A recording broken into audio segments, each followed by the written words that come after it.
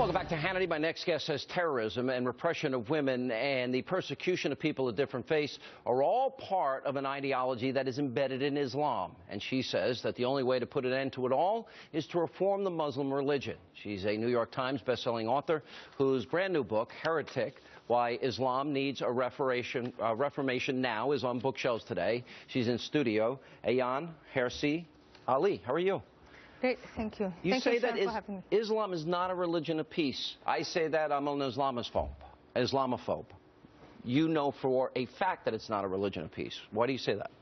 I say it's not a religion of peace now because if as a religion you're responsible for 70% of all the bloodshed in the world today, then you possibly cannot be a religion of peace, but it could become a religion of peace if we make some changes, and I'm proposing only 5. So, all right, so you want to make the change. What do you think of, I want to bring into politics a little bit.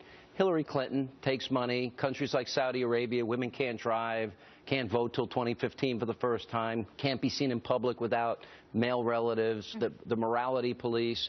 Why would she take money from a country that treats women that way and then claim she stands for women?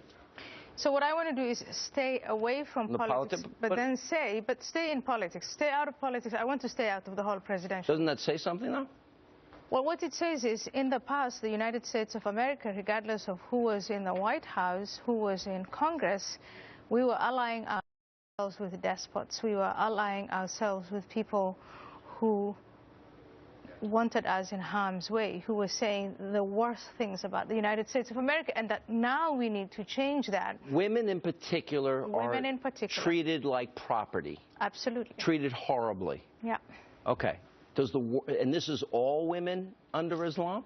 If you live in Saudi Arabia, you can't drive. If you live in Saudi Arabia, you can't get out of the house. Iran is not any better? Iran is not any better. Any country that applies Sharia law, and the movements across the Islamic world that are applying Sharia law, they are anywhere where Sharia law is applied as a woman, as a gay person, as a Christian, as a Jewish person. It's impossible to live and be free and not fear for your life if you even live. Do you think most Muslims, if not all, because there's a lot, I keep saying, where are the moderate Muslims speaking out about the radical Islamists?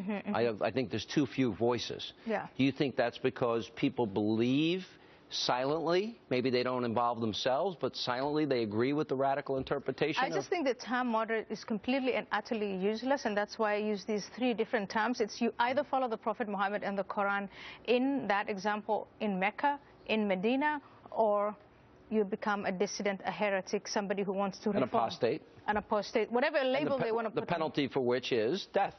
Yeah, it is death. It's ostracization. But there are brave people out there who are, putting their lives on the line to change things from within. And the last question. So you think that, do you think this is possible? Because it seems to me the numbers that buy into radicalism are high. And they take a real literal interpretation of the Quran, do they not?